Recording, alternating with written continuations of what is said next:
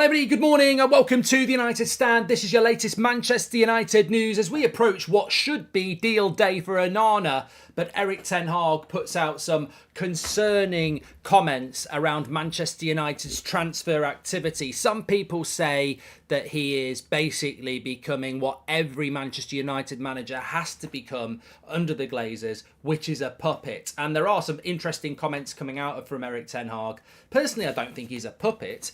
I just think personally he's trying to protect himself, his team and the people within the club that he has to protect. And there is a reluctance to publicly expose what a mess we're in, because what good does that do? Sometimes, you know, the house is on fire, but you pretend it's not because you don't want everyone to know it's on fire because it exposes a weakness. But lots to get into on the show, and we'll obviously be doing that as well as we talk about potential players coming in and out for Manchester United. But before we get into all of that, don't forget we're sponsored by OneFootball on the show this morning. You can download it for free, get all your latest breaking football news, transfer news, stats, in-game scores through OneFootball. Football fanatics, get ready. The United Stand pre-season tour is here, powered by OneFootball, the ultimate app for live scores, transfers and match stats. Download now. No one gets you closer. Football fanatics. Thank you very much to OneFootball for that. Let's fly straight into the show then. And we're going to start off with, well, let's just start off first of all with the scaremongering story. There was a story last night from some UK journalist. I can't remember whether it was The Sun or The Mail or something like that. And they were basically saying that Manchester United will walk away from a deal for ONANA. And potentially use Dean Henderson in goal if Inter Milan do not lower their price requirements. Look, this is what Erik ten Hag had to say in relation to the goalkeeper and what's going on with Manchester United at the moment. He says, of course, goalkeeper is a key position, but I'm happy with the players we have now. And that was ten Hag when he was asked about transfer targets like ONANA. Now, this is obviously a very, very big topic. You know, we have had a few weeks without any direct quotes from Erik ten Hag because he's been on holiday. When you get a direct quote like that, which is, you know, I would say that comment is more of interest to me than the whole game yesterday, because the game yesterday is pre-season. A lot of those players obviously won't be involved in the main season. It's about getting fitness and seeing what players need to stay and go. But when the manager comes out and says stuff like that, you can interpret it in so many different ways. First of all, in relation to Andre Onana and Manchester United walking away, absolutely not. I mean, this is probably transfer tactics with Inter Milan. I personally expect here we go today. You know, Fabrizio said days ago that it would be Wednesday or Thursday, and I expect here we go today. I'm not, you know, some people say, oh, you're negative sometimes. I think there's things that you can be negative about. I'm going to sit here and be positive and say I fully expect Onana to be a Manchester United player to go on the tour next week, and I think we'll get a here we go today. We won't get him holding up the shirt. I don't for 1 minute think that you let David De Gea go because you're telling him he won't be first choice goalkeeper this season. I don't for 1 minute think you announce that David De Gea is leaving the football club. I don't think for 1 minute you do that and then miss out on Onana to go with Dean Henderson, who doesn't want to be at the football club. I think it's a smokescreen. I think it's a very similar smokescreen to what we had when we were trying to sign Mason Mount and we said we were talking to Casido, and I said we weren't, and we weren't. You know, I think it's just all, you know, manoeuvrability from people who are not very good at transfers, and everybody can see through it. We're not walking away from the Onana deal, just the same as we didn't walk away from the Mason Mount deal. Erik ten Hag absolutely fundamentally has to get this goalkeeper over the line, and he will get it over the line. So I think there's plenty of things to be worried about, and there's plenty of things to be negative about, but I don't think it always has to be, let's just be completely negative. I think there are some positives, and I think Onana will come in. What worries me from there is not about Onana. It's about when he says that I'm happy with the players we have now. How on earth can Erik ten Hag be happy with the situation right now? He's got no goalkeeper. He's got no striker. He's factually worse off than he was at the end of last season, and we needed a lot of work. If you go back to the FA Cup final against Manchester City at the start of June, we were in a better position then than we are now. So how can he be happy with it? And that's a fact. That's a cold, harsh fact. The FA Cup team was a better squad than he's got now. Mason Mount is an upgrade on Eriksen. We have got no striker now. Whatever you think about Weghorst and Martial was fit, and Weghorst is real. And David De Gea is better than the goalkeepers we have at the moment. So How can Erik ten Hag genuinely be happy with the squad and players that he has at the moment when he's in a weaker position and he goes on about progression? He's got no striker, he's got no goalkeeper, he's got about 7 or 8 players that he doesn't actually want at the club. He is not happy with what he's got at the moment, but you will get people saying Erik ten Hag is a puppet. Erik ten Hag is now a Glazer puppet. And, you know, the honest answer to that is, I don't think he is. What do you want Erik ten Hag to do? Tell the truth. Tell the truth of what we know. Do you want him to sit there and go, after the first game of the pre-season, when you've got a young lad that's got a goal and an assist and everyone's trying to be positive and it's the first one, do you want him to sit there and go, well, obviously I'm not happy. Obviously I'm not happy with what's going on. I've got no striker. I've got no goalkeeper. I've still got all the crap I didn't want in the first place. I'd like to buy 3 or 4 more players. It's an absolute mess. Everybody else is looking better than us at the moment. Let's be honest. We've got no new owner either. We're in a right bloody mess. And this season really worries me. Thanks, lads. See you in Costa.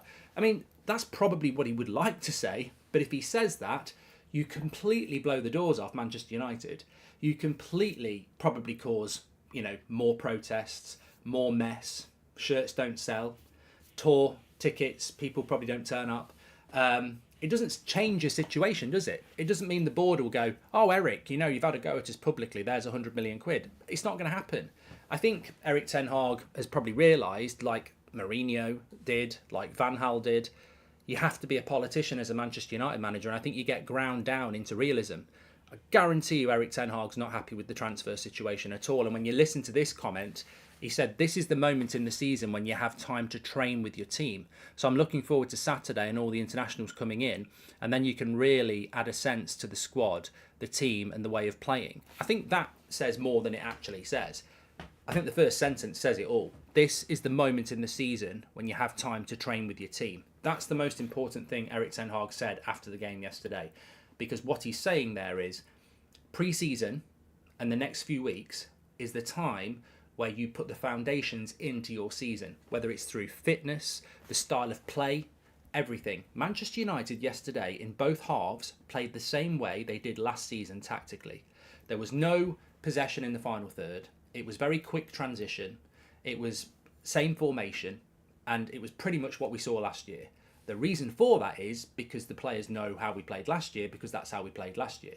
And Erik ten Hag has not implemented anything new because there's no point at the moment, and he's not had the whole team. So we played like yesterday very much the same as last year. Erik ten Hag, when he says that this is the time and the moment to train your team, what he's saying is the next few weeks is the time for me to set the team up for the next season. You know, the tactics, are we going to change tactics, formations, etc.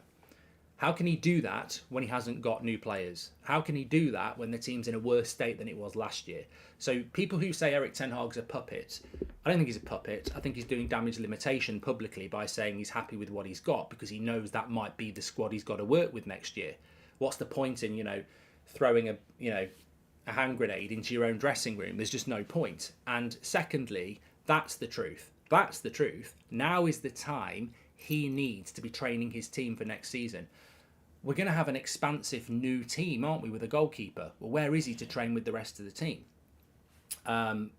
Where's the striker to get used to what's going on at Manchester United as well? So I think that the honest truth is it's an absolute bloody shambles at the moment. So Ollie was a yes man for saying that, but not Erik ten Hag, says Roger. I don't know why you have... Roger, I don't get the need... I don't see the point in comparing Ole Gunnar Solskjaer to Erik ten Hag. Was Jose Mourinho a yes man? He used to say he was happy with the squad as well. Was Louis van Gaal a yes man? He used to say he was happy with the squad at times as well. Every manager manages in a different way. All I'm saying... Welcome to Members Club, Danny Yates. All I'm saying is I'd be very, very surprised if Erik ten Hag started publicly berating things when actually he's got to try and make the best out of a bad situation. I'm not happy with that situation at all. I tell you what, if you want the honest truth, I think it's an absolute disgrace, and I'm worried about it now. It's a week today that we fly out to the United States for the American tour. As of now, we've got to do something we don't do. We've got to get ONANA official, which won't happen before the end of this week, and then you've got to get Højlund in the space of 3 or 4 days. I think we're going on tour without a striker. How And it terrifies me, and it scares me, and it makes me depressed, and it makes me frustrated, and you know, it's appalling, really. But how can we be going on tour? How can we going into pre-season without a recognised striker? It's a joke. And you know, all these people who go on about Marcus Rashford, he's one person, and I don't really think he's a striker anyway. We've got one striker when Marcus Rashford comes back for the whole team. Yesterday, there wasn't... You know, I know Joe Hugel scored, but even Joe would say, I'm not going to be the striking option for Manchester United from the bench next season. We've got no striker. We've had no striker for 10 months, and we've still got no striker now. I mean, what type of football club puts itself in a position on July the 13th and goes on a tour without a striker when Ronaldo did his interview with Piers Morgan last autumn? It's an absolute joke. Do you think Ten Hag is being a little naive, thinking the same tactics could work again if he doesn't get all of his transfer tactics, says Elho? There has to be an evolution in tactics. There 100% has to be an evolution in tactics, because if there isn't, you end up doing what Solskjaer did. The season that Solskjaer finished second behind closed doors with his counter-attacking football and McFred and, you know, all that, then the season after that, people figured it out and we got absolutely battered. Charlie says, so basically, unless we see a miracle in the next couple of weeks, next season will be Bruno over the top to Rashford and no progression. Well, look, Robert McCormack gets a lot of shout-outs on here, as do you, Charlie. He quite rightly said that last season he wasn't over the moon with the way that we played football. It was quite counter-attacking. I don't see how we're going to change the way that we play football based on not having a number 9. I think you've got to have a number 9, and we haven't got one at the moment. We're not going to get the public acceptance of it, but I think that it's very, very clear that Erik Ten Hag would be a very concerned man at the moment based on what's going on in the transfer market. Club 1878 says, do you think the Glazers will stay? Best get used to it. If they were going, they would have accepted. One, delays wear out the fans before accepting minority bid. And Erik Ten Hag character is too strong and stubborn to be a yes man. He always says the opposite to the media, says Dej. Well, yes, I mean, I think that's something I did want to acknowledge today as well, was that with Erik Ten Hag, I think a lot of people don't believe what he says anymore, because he does tend to do the opposite, whether it's Ronaldo, De Gea, and there's a lot of other stories as well. And Dan Watson says, how can there be an evolution in tactics if we don't get the players we need to play that way? It's a disgrace this club handles any transfer window, says Dan. I think, you know, overall, I think it could be a really positive day for Manchester United fans today, because I think we could end up getting this ONANA deal over the line, and I think that will add positivity, because people always get positive when we sign a player. But I think typically it's just very Manchester United, isn't it? You know, Mason Mount deal, they've absolutely squeezed everything they can out of that. You know, he's number 7, he's this, he's that. At the end of the day, I like Mason Mount. Welcome to Manchester United, but the way that they've tried to sell the signing is almost embarrassing. They're trying to sell it as like it's Cristiano Ronaldo or something like that. Look at our new number 7, it's Mason Mount. And at the end of the day, he's a decent footballer who's not currently in the England squad, who will add something to the team, but he's not like signing Harry Kane. It's not like signing, you know, a superstar. He's a decent player that will improve the team, but they've milked it like they've done the deal of the summer, and we know that will happen with ONANA, which I think is a more significant signing than Mason Mount. I think ONANA is a way more significant signing in a footballing sense than Mason Mount, but we know that that's going to be milked for a couple of weeks. I just don't see, and I'm not saying that we're not going to sign Højlund, but I don't see how we're going to get that deal done before the tour. And I think it's an absolute disgrace. I think it's an absolute disgrace that Manchester United would go into pre-season without a striker. And I cannot believe, and I would say shame on you to anybody reporting on Manchester United who just don't get that, who don't report that, who don't make a big deal out of it, who don't ask Erik Ten Hag about it. I think it's an absolute disgrace that we have got no recognised striker and we are going into a season where we're meant to be progressing. It just doesn't make sense. It doesn't make any sense at all. I said Man United would only get Mount, says Wolfie. Well, you'll be wrong. We will spend 200 million and we will get these players in, but it's, you know, are we going to fall into the same trap as last season where people pretend or think, actually, not pretend, where people think we had a good summer transfer window last year when we didn't have a good summer transfer window last summer. We didn't. We took no player on tour. I think Malacia was the only new signing that went on tour. We took no new signing on tour. We had no pre-season. Casemiro and Anthony we paid ridiculous money for right at the end of the window. The lessons of last year have not been learnt. And, you know, somebody on the watch along said yesterday, surely if you're John Murtagh, Richard Arnold and everybody else in recruitment, you're aware that the club might be sold, so you might want to do your job good. They can't. They're just incapable of doing it. Now, I actually think they might be incapable of doing it this summer because of the Glazers. I mean, we're meant to be being sold and you just don't know what's going on. If we're being absolutely honest, and we don't know this, there may well be a real drive from United's recruitment department to get some players in, and the Glazers might be saying, don't do it, we're up for sale, don't do it. But ultimately, whatever the excuse, it's a very, very similar transfer window to what we've been seeing for the last few years. And I didn't, you know, it's the definition of insanity is to do the same thing over and over again and expect a different outcome. But I got to say, I genuinely did expect a different outcome. And, you know, Roger says, is Alanga leaving? Look, apparently Fred's going as well. Apparently Fred should have played yesterday, but they didn't play him because they don't want him to get injured ahead of a transfer. So Fred, Alanga, I still think Henderson goes, Tellez, Brandon Williams, Eric Bailly. You know, you can expect those 6 players to go, but do you we do need to sell players, but we've got no striker. I find it unbelievable what's going on. Majik says, what about Mason Green? I think you mean Mason Greenwood. I mean, look, what does that do? What does that do? At the end of the day, look, I said something yesterday. I mean, I just want to say, by the way, I was out last night, and there's a really good interview with David McDonnell from the Mirror that Beth did out in Norway. Really good interview, because the Mirror have been very close to Ten Hag, and I think it's interesting what they said, and there's a couple of things I wanted to talk about that. But last night I went out and watched a movie. I watched Goodfellas in the cinema, and when I was getting the train back, somebody messaged me and said, have you seen this clip that you've been tagged into? And I was like, oh God, I'd get tagged into all sorts of stuff. And basically it was a clip where I said that, people who are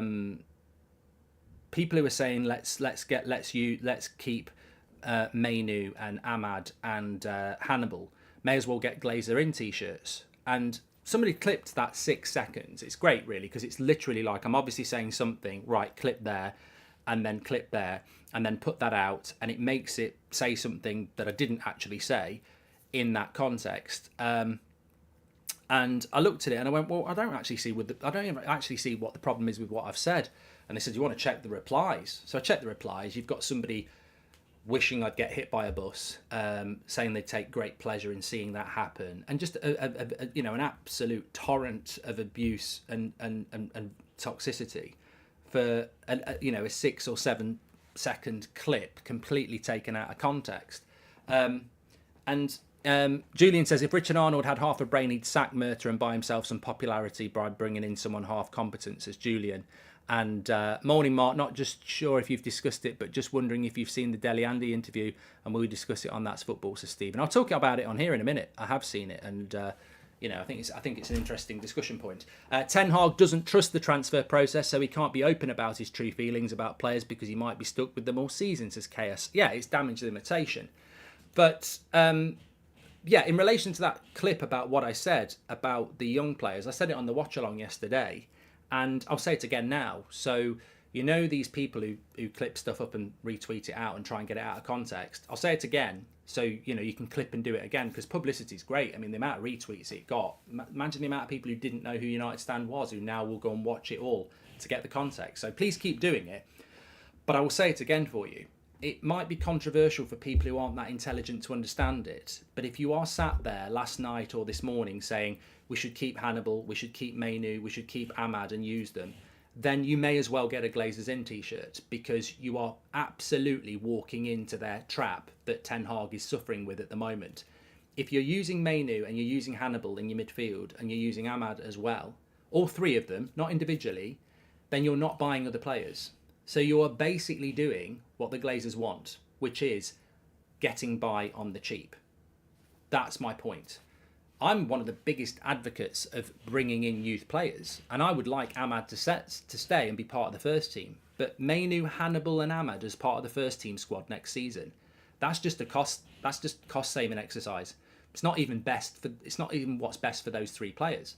Hannibal and Mainu at best need a loan, and Ahmad I would keep. But if you're looking at young players after 45 minutes against a shit Leeds side and saying, let's use them, it's not anti-youth development to say your Glazers in if you're doing that. My point was actually an answer to somebody in the watch-along. You were saying these people are ready. But you think Mainu is ready to be Casemiro's backup, and you think Hannibal is ready to be Casemiro's backup, the Glazers are going to be like this. We don't need to sell the club. We don't need to sell the club. The fans want us to use these young players. Let's crack on without signing players. And that's the point. If you don't understand that, that's up to you. But you'll never find a bigger champion of the youth setup than me, because it's been my whole life watching that team and Manchester United. And the reason I support Manchester United was because of my granddad and his obsession with the Busby Babes. So we're always going to be about the youth. But I'm not apologising for people who aren't intelligent enough to realise what the Glazers have done to this club over 20 years.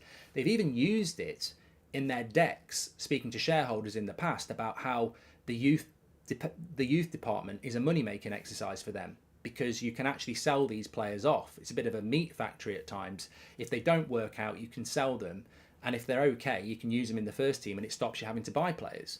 Go and do your homework. Go and do your research. This is from the Glazers management team in the past, admitting what I've just said there, that the youth development is a way of making money for the Glazers, because you can sell them for a few million, like we have done with people like Chong, or if they're half decent, you put them in the first team and it saves you money.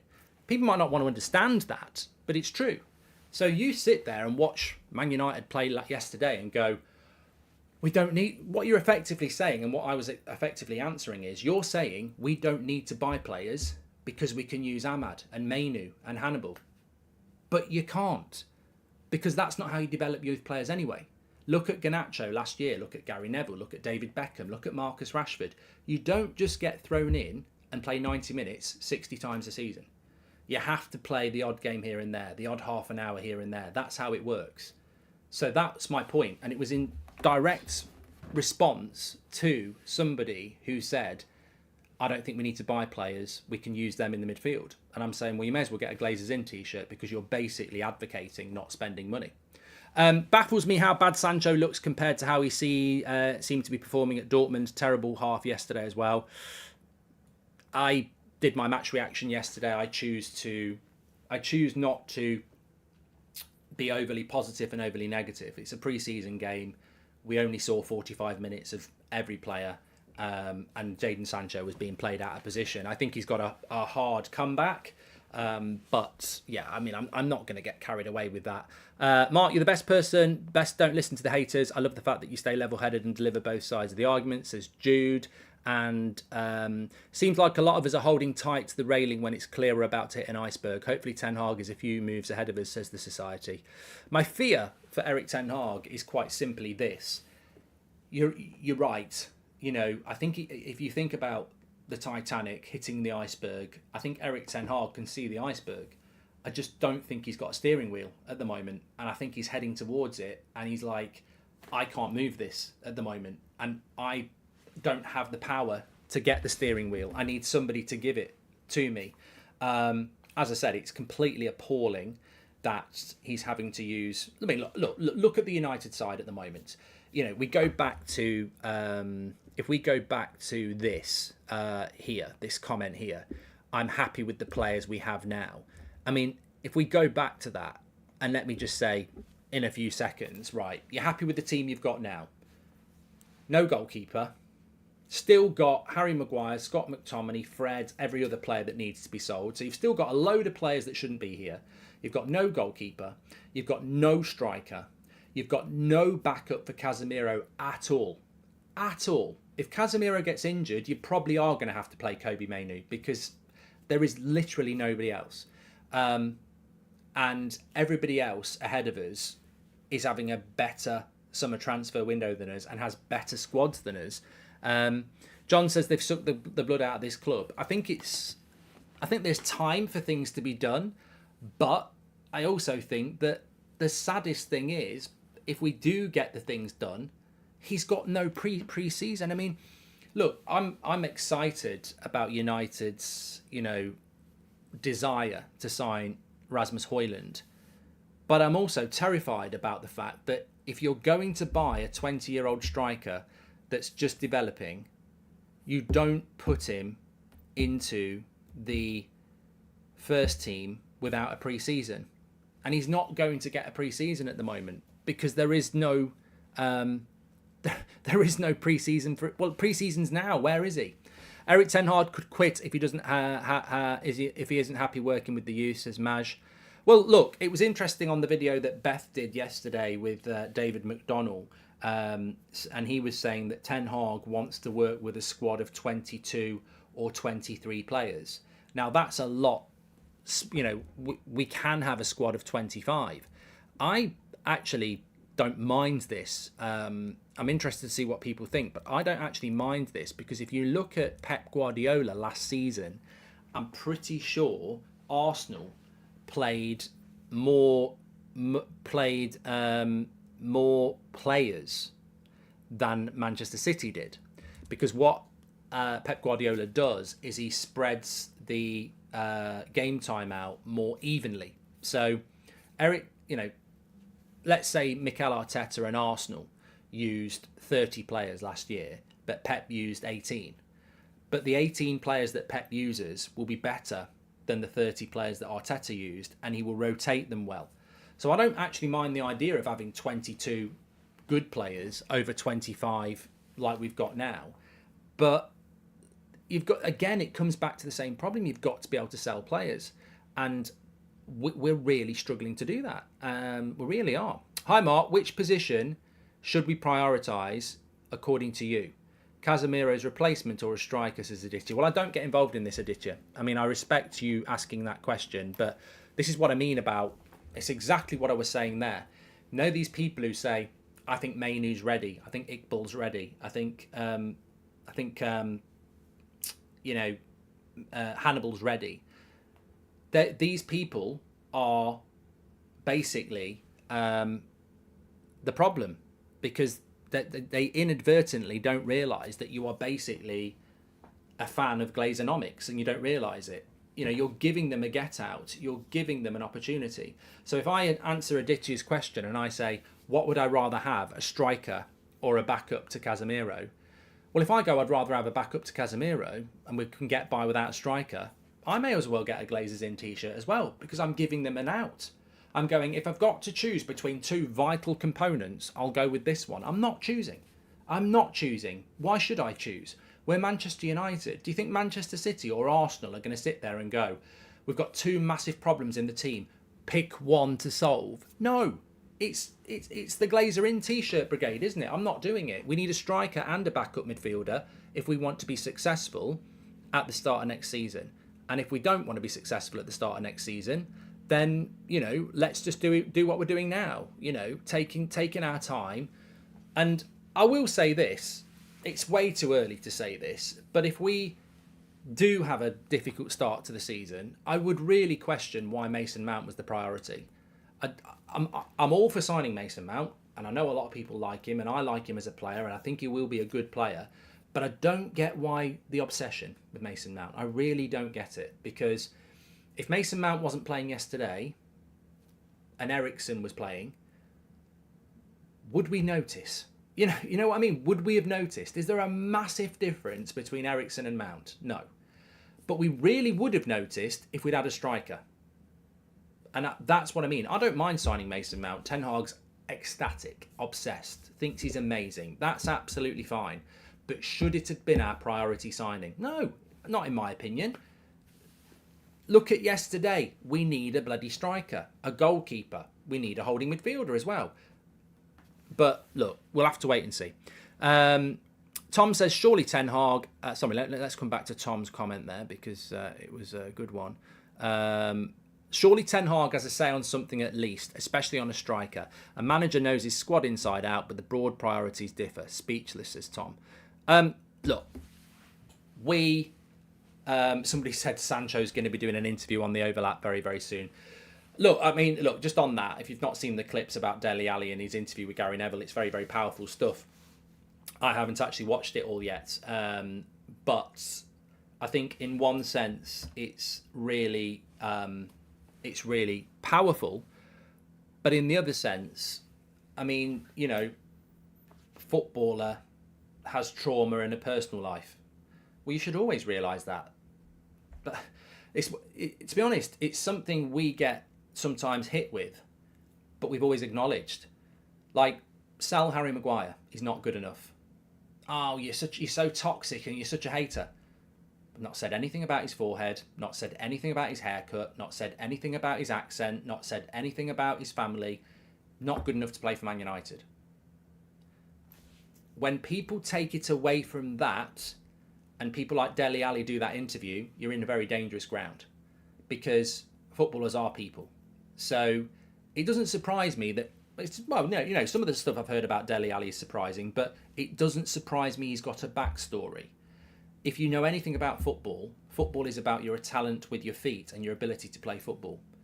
You give people who've got, issues 200-300 grand a week because they're good at football, and you're surprised when it spirals out of control. You've got to work on the person, not just the ability. And clearly people have failed Dele Alli through his career. And it's great to do the interview with him now, but why did nobody pick this up years and years ago? Was his past a complete secret? And I think that more and more clubs now look at the person as well as the player, because giving a player 300 grand a week and signing them for Manchester United is all good and well if they're good at football. But look, Jadon Sancho missed 3 months of last season. We don't know why. What issues has he got?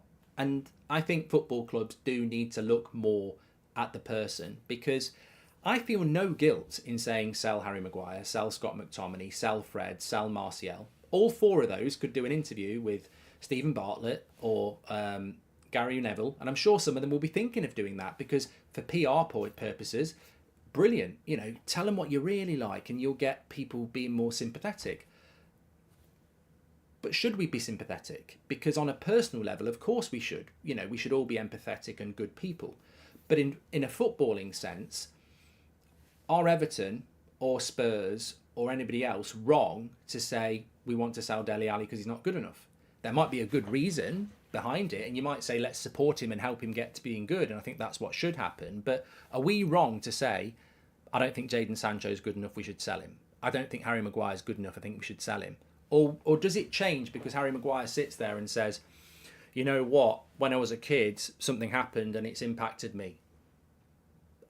But you're still not good enough to play for Man United, mate. Like, it's that balancing act. What I'm trying to say is football is a competitive sport. If you want to support football and be sympathetic to bad players and not win on the pitch, absolutely fine.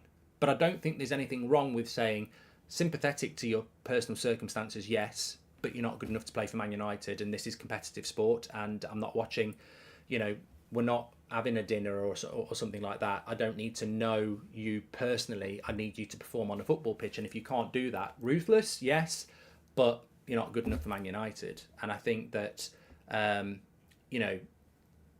moving it away from where it started, maybe there's a backstory to Jadon Sancho. I've been saying to you this for a long time. Maybe there is that type of interview with Jadon Sancho, and we've been talking about it quite a lot on this channel ever since he went away. And I've said a few times, look, nobody knows what the issue is with Jadon Sancho. So, you've got to be very careful when you start saying he's fat. You've got to be very careful when you start making things personal. But you don't need to be careful if you don't think he's good enough for Man United.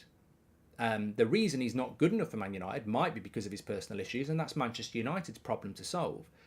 But ultimately, as a footballer, selling somebody because they're not good enough, you don't need to feel guilty about that. And I almost feel like society is changing, isn't it? In fact, the society says, I think the sad thing is that any success we find will be met by extended stay by our glazers' greedy ownership. This toxicity needs to be brought to light and cleansed. And hi, Mark. Sorry if you've moved on from this, but I just wanted to say that I was genuinely horrified to see some of the comments of pure abuse aimed at you for a clip taken completely out of context, says Horn. Yeah, thank you very much for that, mate. And I love our youth, but you're right. They need to be eased in even then, only if they're really up to standard. Yeah, Ali interview is a shocker. Explains a lot. Worth the watch, says SK. Well, look, interesting combination of chats there. Look, last night there was quite a lot of abuse aimed at me. These people don't know me personally. So I could sit here now and sort of go, it's disgusting. I've got a family. They read it. It impacts on them. You saw Seb on the watch along yesterday. Somebody showed him the message about his, they want to see that his dad get run over and died painfully. He's traumatized. It's not fair. This, that, and the other. I'm not going to do that because ultimately we do this every single day. We've had people saying stuff like that about us every day. I'm very, very happy. I'm very, very content. I like the community that we've built, and haters like that are not going to, shift me. It's not going to happen. But for some people, that can tip them over the edge. Of course it can. But ultimately, we do a United fan community where opinion is welcomed, and we're not always going to agree with each other. And I'm grown up enough to know that. I don't want a sympathy vote, is what I'm trying to say. If the standard of the United stand falls off, I don't want to do a video saying it's fell off because people have been really horrible to me and said they wish I'd get run over by a bus. It falls off because, the quality drops off. That's what it is. If people choose they don't want to watch anymore, they don't want to watch anymore. I'm not going to go, please watch because, in my youth, my mum and dad separated and I used to have to go and stay at my dad's at the weekend and I hated it and it socially impacted me and I was very shy and, these things might be true, but the reality is that's not, you watch something because you want to be entertained. And at the end of the day, we watch Manchester United because we want to win. I'm not going to change my opinion on players who aren't good enough because they go and do an interview with Gary Neville or Stephen Bartlett. It might make them more appeal. Look, interestingly, I was having this chat in the pub last night, right? This is probably the best way of saying it. Let's take it away from, potentially traumatic things that people go through. But if you give a player £300,000 a week because they're good at football, there has to be something else to that. Now, when I grew up, and a lot of the older fans will realise this, let's say Manchester United play Liverpool, and you've got Brian Robson and Roy Keane in the midfield, and they're playing against, Steve McMahon and, Steven Gerrard. I know they're different eras, but look, let's go back to around that time. They wouldn't be on as much money as an Everton player is now, and they wouldn't be meeting up for dinner and having a chat, and they obviously wouldn't have WhatsApp groups because they didn't have phones. And the competitive rivalry was absolutely huge. Absolutely huge. Look at the modern game now. You've got Man City and you've got Man United. John Stones and Harry Maguire, apparently really good mates. Luke Shaw's probably really good mates with Jack Grealish. They're on ridiculous amounts of money. Ridiculous amounts of money. 200-300 grand a week. They probably WhatsApp each other all the time. Football has never been so popular and it's never had so much money in it, but it's never had such a weak rivalry. The rivalry exists with the fans. The actual players, they're all mates. Now, you speak to Gary Neville or David Beckham, when they used to turn up to England, they weren't mates. You play for Liverpool, we play for Man United. Now they turn up for England, they're probably in the same room together. Not doing stuff like that. I'm not saying they're doing that sort of stuff, not saying that, but we pay footballers more money than ever, and the rivalry is weaker than ever. It's almost a complete and utter. It's like putting together two magnets, isn't it? Football. What I'm trying to say is football's changed. It has become more about razzmatazz entertainment than purely what football is at its actual core. Football is rivalry, competition, and I think it's become very desensitized. It's almost become a soap opera. Footballers have become brands. Footballers have become, ultimately, it's about what you do on the pitch. And Manchester United symbolise this. Over the last 10 years, Man United have made a lot of money by not being a very good football team. Because regardless of how good we are on the pitch, we are still a soap opera. We are still Manchester United. And you know what? Man City have bought a lot of their success, but in some ways I'm very envious of Man City. You don't really hear about Kevin De Bruyne, you don't really hear about Pep Guardiola. And all right, they struggle to fill the ground sometimes, but they play bloody good football. They win a lot of trophies, and as a football team, is that not what you're meant to be at the core? United's a bloody soap opera every summer. We haven't got a striker, we haven't got a goalkeeper yet, we're keeping all the crap players. But I tell you what, let's do a photo shoot and go like that. It's weird, and Man United, unfortunately, have become the symbol of the modern football game, where you can make a load of money without actually being good, just by smiling and doing commercial things. Football's about playing football, and everything else around it, whether it's people doing interviews about what's gone on in their past, all those things are important. But actually, football's about rivalry, it's about winning. And we've lost our way as a football club around this. And one of the big positives about that full sale, and one of the big positives about what Qatar said, was that no debt, let's become the best team in the world. And actually, I would love Man United to get back to that.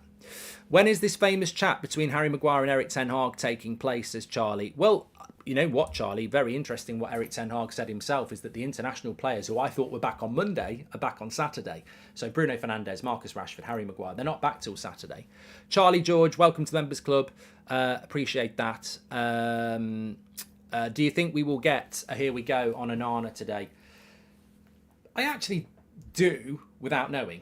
I don't have any inside knowledge on this, but I actually do think that we will. Sorry for any background noise today. We've got a bit of work going on in the house, so yeah. But look, I want to make it very, very clear. You can't not acknowledge the fact that, footballers are human beings, and that is why, in the heat of the moment, when you say they're absolutely shit, sell them tomorrow, break it down. What's wrong with that? I don't think you're good enough to play for Manchester United, and I'd sell you.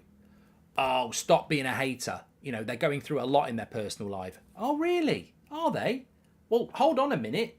I didn't think I'd just gone in his house and shit in his kitchen. I thought I was watching him get paid a lot of money to play for my football club.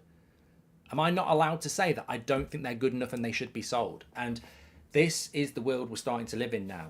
This snowflake society where sympathy is afforded people for anything. You can't say this, you can't say that, you can't do that. It's sports day on Friday. You can't win the race even though you did win the race, because the person who came last and isn't very talented is as good as you who won the race. You're wrong. And people can fight against that, or people can go with that. But I think, I've said it many times before, we support a football club that plays in a very competitive environment. If we're not competitive, what is the point? You may as well go and, I don't want to support a football team that doesn't want to win. I think we've been, look, great point here by BVHFV. Respect the human, criticise the footballer. And I think that is almost a tagline. People are trying to make life that you can't criticise people. I don't mind if people say I completely disagree with what Goldbridge said. I do think that we should have Mainu and Hannibal in the first 11, and because I think they're better than what we've got. And he's wrong to say that, relying on the youth actually is pro-Glazer, because that means they doesn't need to spend money. That's absolutely fine. But, some of the vile stuff that gets said alongside that is, as well, I think as well, bit of a human lesson here. Try and be a good person. At the end of the day, you can be competitive and you can be ambitious, but try and be a good person. I mean, I don't understand the people who spend a lot of their time trying to drag other people down. It's such a negative habit. What does it do for you? Like, if I walk out tomorrow and somebody's filming me just by chance and a bus runs me over, the person who wants me to get run over by a bus and would take great joy in it, send them the clip. Goldbridge is dead. There's the clip of it. What does that do for your life? I mean, maybe you really do get your rocks off to that. Maybe it really makes you feel good. But when it's over, does your life become meaningful again, or do you just focus on somebody else? Maybe it's Ronan Keating next, Ollie Murs, I don't know. People say get out there and touch grass, but actually, look at Dele Alli. For all the things that went wrong in his life, he went from poverty to stardom. That's you know, people do things in defiance of their, you know, their background, and that should be championed. And you know, someone like Dele Alli actually should, instead of feeling so traumatized, and that needs to be addressed. Look at what you did with your life. You went from that to that, and it might not have lasted, but you still did it. It's far more meaningful than these people who, you know, spend their time on social media, you know, hating on people to such an extent that it devours them. It's such a horrible trait to have. And you know, if you are that person, and I know there's so many different people that watch, but seriously, focus on you and the things that you can control. And most of the time, the things that you hate and are frustrated by are because of something inside of you that you're not satisfied with. And you know, I feel sad for those people. I feel sad that there's people like that, because really, there's so many things you can be passionate about. There's nothing wrong with saying, I don't think that player's good enough. I don't think this is good enough. But when it devours you to an extent that, you know, it gets personalised, I think it's a reality. You know, it's very, very scary. And you know what, as well, all that time you spend clipping up or slagging people off or anything like that is a minute on this fantastic journey of life that none of us know how much we've got. I've had friends who died at 40 who would do anything for another day on this planet, and you're wasting days and weeks, you know, being toxic and horrible. And yet, you know, the injustice of life is there's people out there that would do anything for another day here who've been taken away, and then you've got all these people out there who are just wasting their time here, living in a cesspit of, you know, loathing. It's sad. But what I want to say is we're a football channel, and I absolutely 100%, even when it's aimed at me, agree with people having different opinions and expressing it in a passionate way. There's nothing wrong with that. You know, I thought that I thought that we could have got by with David De Gea for another season and spent the budget on a top end striker.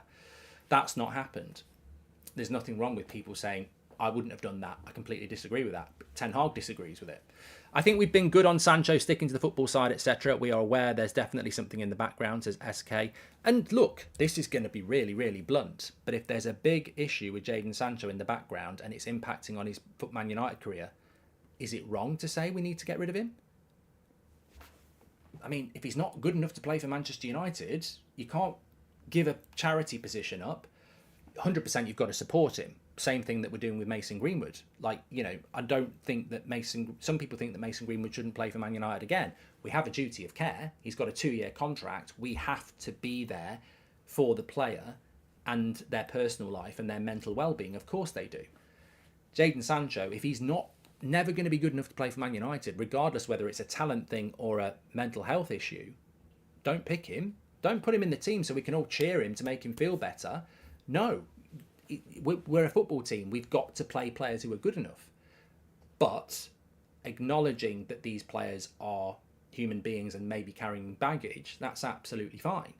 But this is why we need to... Man United are terrible at this. Maybe before he came to Dortmund, we should have done our checks. You know, maybe when we buy a player, we need to do background checks. And I think United look at the footballer and they don't look at the person. And we've fallen foul of that on high and low levels many times. I mean, fucking Di Maria. Di Maria, fantastic football, passionately didn't want to come to Manchester. Maybe we should have figured that one out. You know, Brighton are brilliant at this, and I think some other clubs are brilliant at this, and it all comes down to recruitment, doesn't it? You can't just buy the player and think it's going to be okay if there's baggage with the person. And you need to do your homework on that. At least we're shifting Fred and Alanga, a drop in the ocean, but I know it's not career mode. It should be a simple process to sell players, says Tom Grant. Anyway, look, really interesting show this morning. Enjoyed it. Nice to wander around the topics. But ultimately, back to the football. I do think ONANA happens, so stay positive on that. And secondly, I think it's an absolute disgrace that Man United haven't got a striker. I'm going to keep saying it, and it might be controversial. Maybe you can clip that up. Goldbridge thinks it's a disgrace we haven't got a striker. Let's hope he gets run over by a bus. But on a serious note, I think it's a disgrace. I really do. I don't think it's being spoken about enough. We don't have a striker. Ronaldo did an interview against Piers Morgan last autumn, and we still don't have a striker. It's disgusting. And we're pre-season, and we're meant... And the thing about a striker is, the team next needs to get used to playing with a striker, so they need to be here now. Anyway, thanks everyone for watching. You're all legends. Appreciate your support, good or bad, and have a good day. Take care, and try and take care of others. Speak to you later.